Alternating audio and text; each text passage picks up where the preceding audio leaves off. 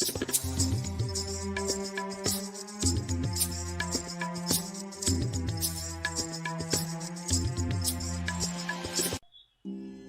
किसान था जो अपनी बीवी और छोटे बच्चे के साथ अपने खेत के पास एक छोटे से घर में रहता था।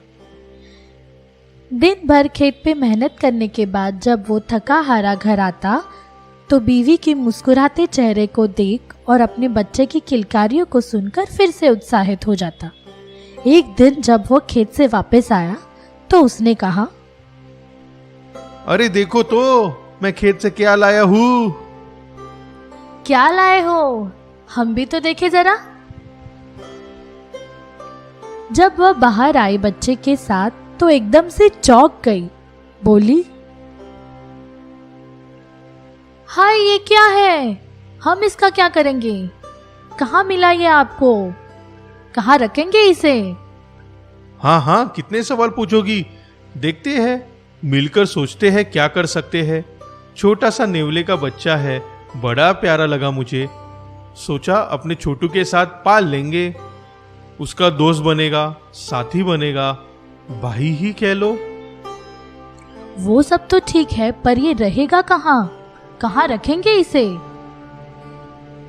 अपने सामने वाले कमरे में रह जाएगा।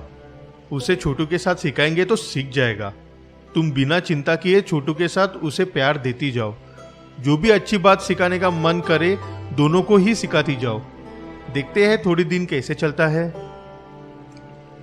बीवी मन में थोड़ी डरी सी थी, पर अपने पति की बात पर विश्वास करने को तैयार हो गई। कुछ दिन बीते, फिर हफ्ते, होते होते एक साल भी चला गया। छोटा नेवला गबरू अब आकार में पूरा बड़ा दिखाई देने लगा और किसान के परिवार का एक अटूट हिस्सा भी बन गया था। वह किसान के बेटे छोटू से भी अच्छी तरह से घुल मिल गया। दोनों में काफी अच्छा लगाव हो गया था। दोनों साथ खेलते, खाते पीते और फिर एक साथ सोने भी लगे थे। किसान की पत्नी का डर भी शांत हो गया था और उसने गबरू को दिल से अपना लिया था। इतना कि अब वो कभी कभी छोटू को घर पे गबरू के भरोसे छोड़कर बाहर जाने लगी थी। कभी खेत पर तो कभी बाजार हो आती। एक दिन ऐसे ही उसे कहीं जरूरी काम से जाना था।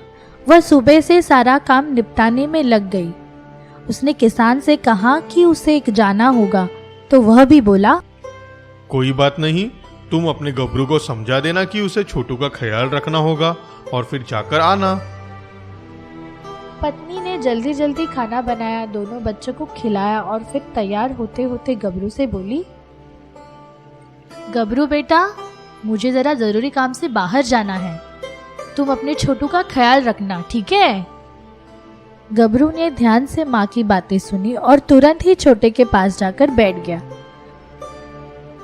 पत्नी गबरू की तरफ देखकर प्यार से मुस्काई और उसके सर को प्यार से सहलाकर अपने काम के लिए निकल पड़ी। उसने घर को ताला लगाया और जल्दी जल्दी चलने लगी ताकि जल्द ही वापस आ सके। यहाँ गबरू छोटे को तरह तरह की हरकतें करके दिखाने लगा। थोड़ी ही देर में छोटू हंसते हंसते थककर सो गया। गबरू भी शांति से उसके पास बैठ गया। उसकी भी आंख लगने ही वाली थी कि अचानक उसने देखा कि कमरे की खुली खिड़की से एक सांप चुपचाप अंदर आ रहा था। गबरू झट से उठकर उस पे झपट पड़ा। सांप भी कोई साधारण सांप ना होकर एक नाग था। वह भी अपना फन निकालकर गबरू को डसने की कोशिश करने लगा। गबरू बड़ी होशियारी से उसके वार से बचता रहा। उसकी फुटकार से बचते बचते वह उसको अलग अलग जगह पे काटता रहा। जब कभी नाग छोटू की तरफ बढ़ने लगता, गबरू उसे अपने नुकीले दांतों से दबोचकर पीछे खींचता। इस तरह काफी देर तक जूझने के बाद गबरू ने नाग को लहूलुहान कर दिया। इतना कि वह धीरे धीरे सुस्त होने लगा और आखिरकार उसने दम तोड़ दिया। छोटू अभी भी शांति से सो रहा था। गबरू भी खुश होकर माँ के आने का इंतजार करने लगा ताकि वह उसे अपनी बहादुरी का प्रमाण, वह मरा हुआ नाग दिखाकर अभिमान बढ़ा सके। वह इस बात से बिल्कुल अनजान था कि नाग को काटते काटते उसका मुंह लहू से भर गया है, लाल लाल हो गया है। सिर्फ उसे मार गिराने की वजह से वो बहुत खुश था और इसी खुशी में वो छोटू को प्यार से देखते हुए उसके पास बैठ गया। थोड़ी ही देर में उसे घर का ताला खुलने की आवाज सुनाई दी। वो लपक कर उठा और दौड़ते हुए दरवाजे के सामने जा खड़ा हुआ। जैसे ही दरवाजा खुला और माँ ने उसे देखा, वो चिल्ला पड़ी, अरे ये क्या हुआ? क्या किया तूने छोटू के साथ? मैंने तुम्हें उसके भाई की तरह पाला, कभी तुम दोनों में फर्क नहीं किया और तूने मुझे ये दिन दिखाया। मैं उसे तेरे भरोसे छोड़कर गई थी। बेचारा गबरू माँ का यह रूप देखकर बहुत घबरा गया, पर बेजुबान जानवर और करता भी क्या, चुपचाप मार सहता रहा। आखिर माँ बोली, दूर हो जा मेरी नजरों से, फिर कभी अपना मुंह मत दिखाना मुझे, कभी इस घर में कदम मत रखना। गबरू ने कोशिश की कि माँ को अंदर के कमरे में ले जाए, पर माँ फिर चिल्लाई, अब फिर वहां क्या करने चाह रहा है? चल निकल यहाँ से। आखिर गबरू हारा हुआ घर से बाहर चला गया। एक दो बार उसने पीछे मुड़कर भी देखा कि कहीं माँ का विचार बदल गया हो तो वह उसे सच्ची बात दिखा सके, पर माँ का गुस्सा ठंडा होने का नाम ही नहीं ले रहा था। तब वह निराश होकर घर से दूर चला गया। तभी माँ को छोटू के रोने की आवाज आई। उसके हाथ से लकड़ी छूटकर नीचे गिर गई और वह भागती हुई अंदर के कमरे में गई। वहां का नजारा देखते ही उसे पता चला कि असलियत क्या थी, क्या हुआ था वहां। वह दर्द से रो पड़ी, बिलखती हुई दरवाजे से बाहर भागी कि कहीं गबरू रुका हो तो उसे वापस घर ले आए, पर गबरू ने फिर एक बार माँ की आज्ञा का पालन किया था। वह घर के आसपास कहीं नहीं था। ये बात वह माँ कभी भुला नहीं पाई कि उसने जल्दबाजी में एक बहुत बड़ी गलती कर दी थी, जो वो जिंदगी में कभी सुधार नहीं पाएगी। तो बच्चों, पूरी बात जाने बिना कभी अपना मत नहीं बनाना या प्रतिक्रिया मत देना।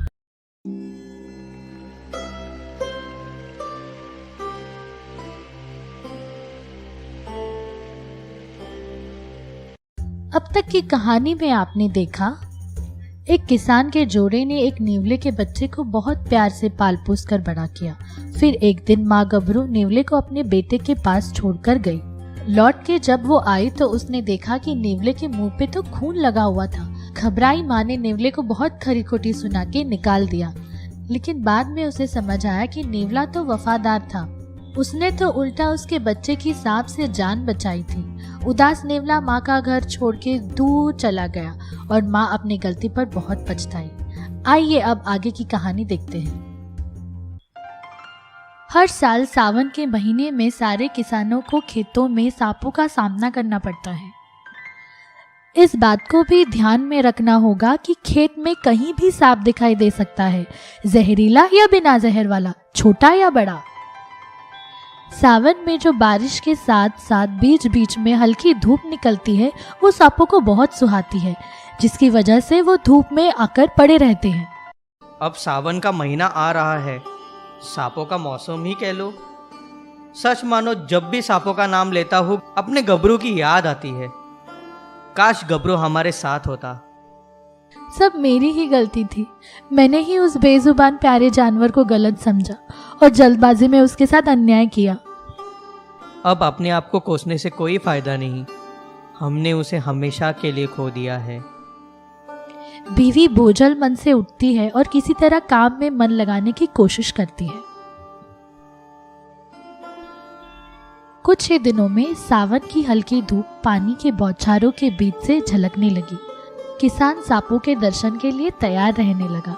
करीब आधा महीना बीत जाने के बाद, अरे इस बार एक भी सांप दिखाई नहीं दिया खेत में या खेत के आसपास भी। सांप थे या नहीं ये भी ध्यान नहीं रहा। क्या तुमने इस बार खेत में कोई सांप देखे? सच पूछो तो मेरा ध्यान ही नहीं था, पर हाँ, एक दिन मुझे एक मरा हुआ सांप खेत के किनारे और एक खेत के बीच में दिखा था। मरे हुए सांप? ऐसा तो पहले कभी नहीं हुआ। 2-3 दिन बाद उसके पड़ोसी के 1-2 किसान मिले और उनके बातचीत से पता चला कि अरे इस बार भी हमें कुछ सांप मिले खेत में। कैसे इनसे बचा जाए समझ में नहीं आता। क्या बात करते हो? मेरे खेत में तो कोई जिंदा सांप तो नहीं मिला, पर 2-3 मरे हुए सांप जरूर मिले।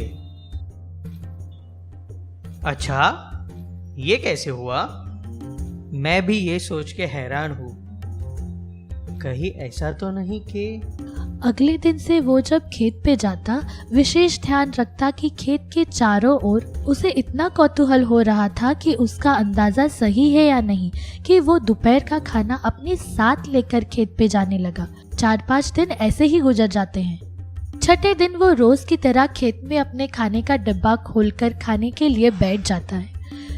तभी उसे नजर के कोने से लगता है कि खेत के किनारे के पास कुछ छटपटाहट हो रही है।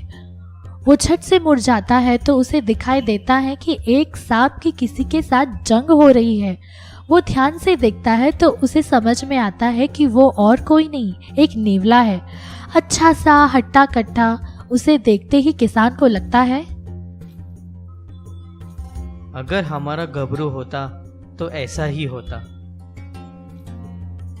थोड़ी ही देर में सांप दम तोड़ देता है और नेवला जाने ही वाला होता है जब किसान झट से पुकारता है, गबरू, ओ गबरू, मेरे बच्चे। धन्य है भाग हमारे जो तुम हमें वापस मिल गए गबरू। तुम्हारी माँ तो खुशी से पागल हो जाएगी तुम्हें देखकर। इस बार हम हमेशा के लिए साथ रहेंगे, कभी भी गलती से भी तुम्हें नहीं खोएंगे। पिछली बार के लिए हमें माफ कर देना, ऐसी भूल हम फिर कभी नहीं करेंगे। गबरू भी मालिक से मिलकर बहुत खुश हो जाता है। जोर से पूंछ हिलाता हुआ मालिक की गोद से हटने का नाम ही नहीं लेता।